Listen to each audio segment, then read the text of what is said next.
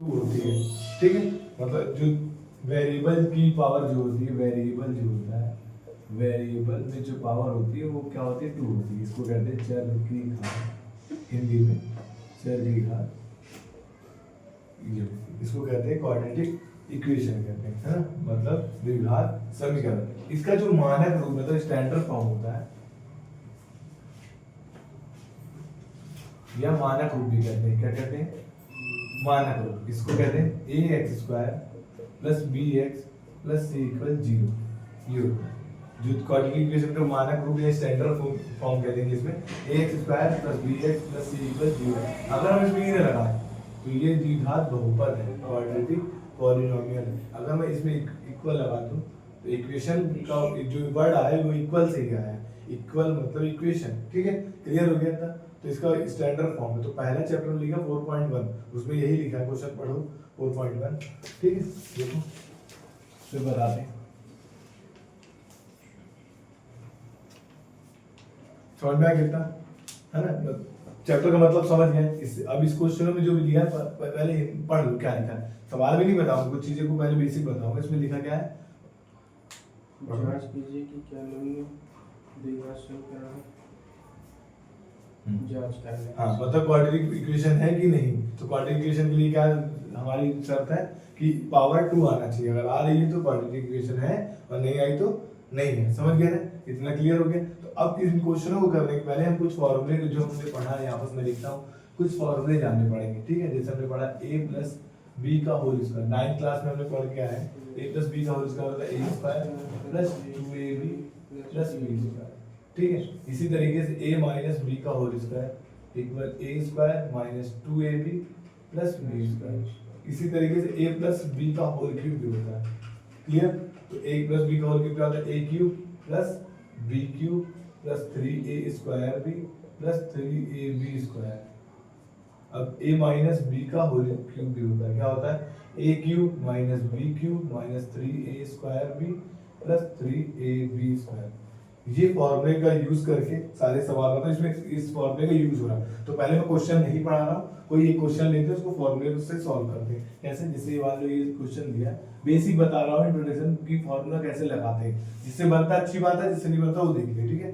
तो जैसे लिखा x प्लस 1 का होल स्क्वायर, एकदम बेसिक से जुड़कर देखना कि एकदम बेसिक से बता रहा हूँ। तो इस चीज को समझो, क्योंकि जब मैं चैप्टर कराऊंगा 4.1 तो वो समझ में आ जाएगा अगर ये चीज समझ गए तो, क्योंकि यही चीज एक्स्ट्रा है उसमें, ठीक। तो ये लिखा हो, तो यहाँ पास कौन सा फॉर्मूला लग रहा है, देखो 1 2 3 4, कौन वाला लग रहा है, फर्स्ट वाला लग रहा है क्या ना, एक तो समझ में आ जाता है। तो हम यहाँ लिखेंगे a प्लस बी का होल स्क्वायर। पहले हम फॉर्मूला लगाना सीख रहे हैं, एक बार हम 9th क्लास में पढ़ गए हैं, बिल्कुल अच्छी बात है, लेकिन एक बार हम और अच्छे से कर रहे हैं ताकि हम जब सवाल करें तो उसमें मिस्टेक ना हो, ठीक है। तो a प्लस बी का होल स्क्वायर होता है a square plus 2ab plus b square, ठीक है। तो अब यहाँ पास a की वैल्यू कितनी रखनी है, x, और b की वैल्यू कितनी रखनी है, 1। a की वैल्यू x का होल स्क्वायर प्लस 2 a की वैल्यू x इंटू 1। ये समझ में आता है कैसे रखते हैं, 2ab, 2 इन दोनों के बीच में रिलेशन इंटू करते हैं, a x b1 है ना, प्लस b का होल स्क्वायर मतलब 1 का स्क्वायर। तो a x square plus 2 1 2x plus 1, ये आंसर आ गया। अगर मैं पूछूं कि क्वाड्रेटिक इक्वेशन है तो यस, क्योंकि स्क्वायर लगा हुआ है, द्विघात समीकरण बोलेंगे हाँ।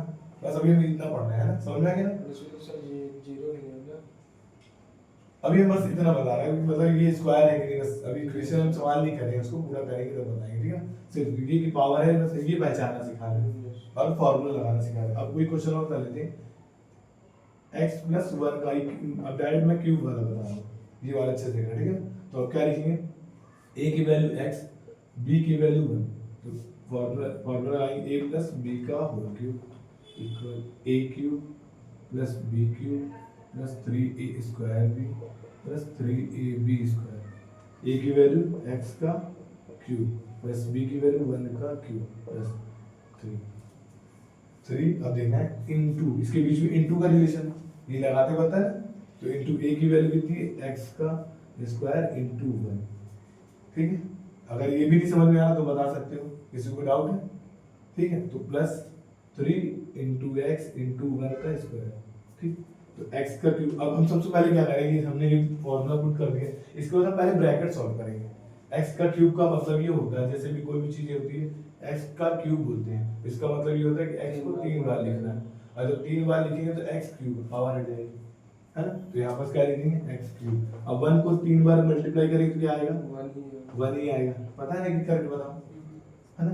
प्लस अब देखना, अब यहाँ इंटू नहीं करना, मैंने बोला ब्रैकेट सॉल्व करना है, इंटू नहीं करने की बोला मैंने। तो 3 इंटू एक्स को 2 बार मल्टीप्लाई करेंगे एक्स स्क्वायर आ जाएगा ना, इंटू 1 लिखा। अभी हम इस स्टेप में हम सिर्फ ब्रैकेट को सॉल्व करना है।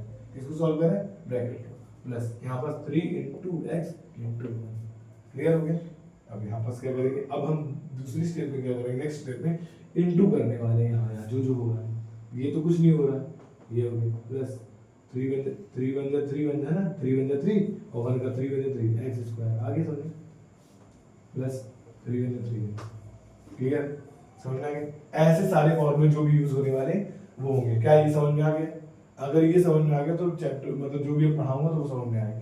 क्लियर, कोई डाउट इसमें लिखने की जरूरत नहीं है, बस ये याद रखना है, ये याद कर लेना, ये बनेगा तो ये बनेगा, ठीक है। चलो देखते हैं, वीडियो को पॉज करो, देखना है कैसे बनाएगी।